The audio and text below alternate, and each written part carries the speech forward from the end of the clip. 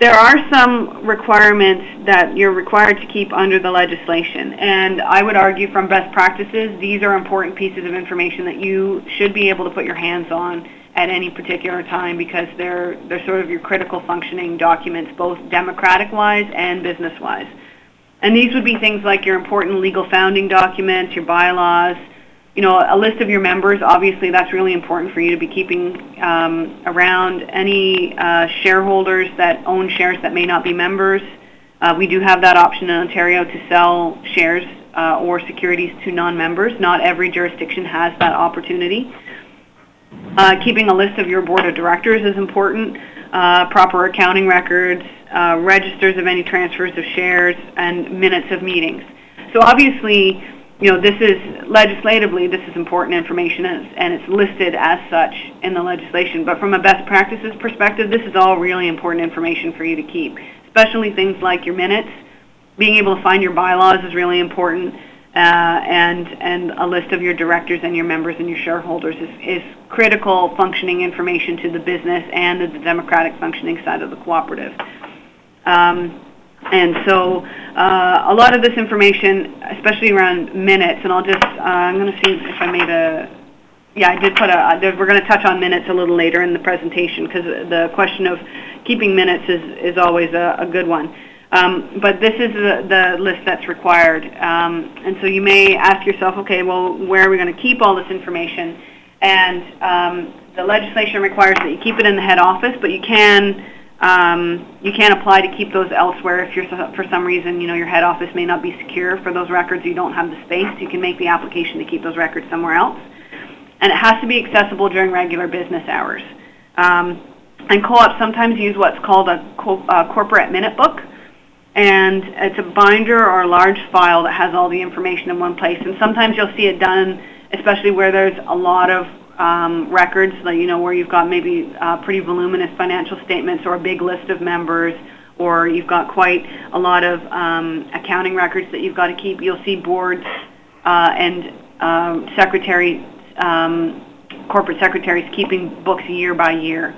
So they'll keep some of the information that doesn't necessarily change so much, like your articles of incorporation, the same from year to year, but they'll keep all of your minutes and all of your financial statements, because they are changing from year to year.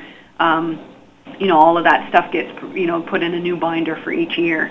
And it's the responsibility of the secretary, which is an officer position on the board of directors, to oversee this. And very often some of this work is delegated to staff and is overseen by the secretary.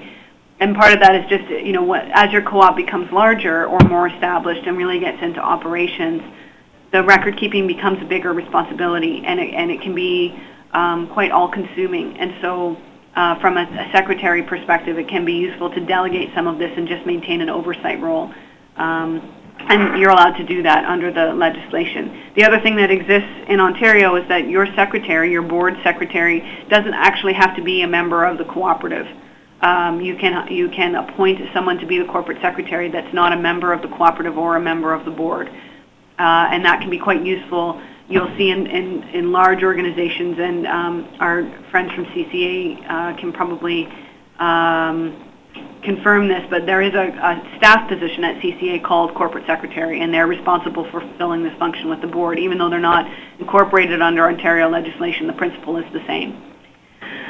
So this can be a good way to free up the board's activity so that they don't necessarily have to be spending all this time on the practical, logistical stuff. They can be focusing on the more strategic decisions and getting out of the weeds a bit in terms of some of the, because really it can be all-consuming. So accessing records. This is something that I get a lot of questions about, around members wanting access to all sorts of records in the cooperative, and the board having access to all sorts of things in a cooperative. And there is a difference between the records that members have access to and the records that board members have access to. And this is important to know, because sometimes if you've got conflicts with a particular member or something similar, which does tend to happen, you've got a member that I'm trying to think of a diplomatic way to say this, sort of fits the profile of the squeaky wheel gets the grease. that wants to know a lot about what the cooperative is doing and wants access to the records to see that. This is really important information for the board and staff to know about who is legally able to access records. So the board of directors can access all the co-op records.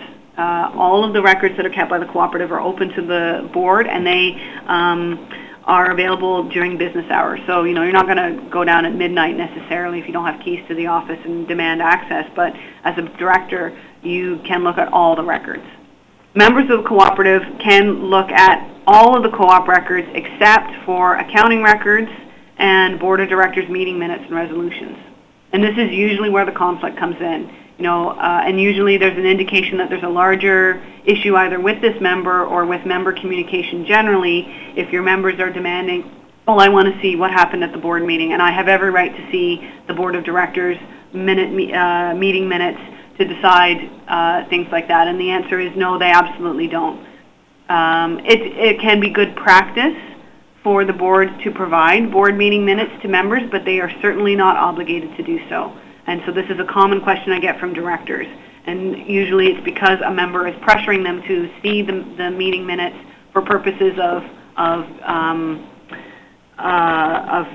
because they're in conflict with the board. A co-op member can also ask for the board to make a list of members for them, provided they're not going to use it for unethical or illegal purposes, like using it to solicit them for business purposes or to sell the list to somebody else or to influence members. So this is important information to know in the sense of, especially when it comes to board-member relations. Members may feel that because they own the cooperative and they make all these important decisions, that they have the right to see all the minutiae of what happens, and the board also has to be left with some power to make decisions on behalf of the cooperative without feeling like they're held under undue scrutiny by the membership. And that may seem contradictory, but it's important to provide the space for the board to do that, and so the legislation protects that. So keeping good records. This is sort of a best practice thing. This is not necessarily in the legislation, but these are some things to consider, and I would argue that they would apply across sectors.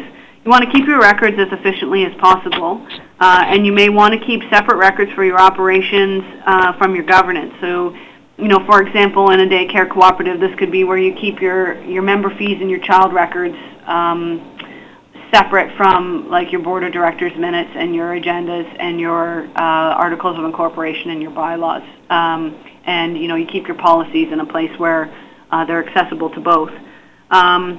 And you can keep your records electronically. You don't always have to print them out, but this can be useful. You still have to maintain access, so if people want to access those records and they're only kept on a computer or they're only kept on a CD, you still have to make sure that those records are accessible even if you're keeping them electronically. So, and you also want to make sure that information is backed up. So that it's either protected by being kept under lock and key, or it's in a place on the network where people just can't access it. And so this is sort of an important thing to consider around keeping good records.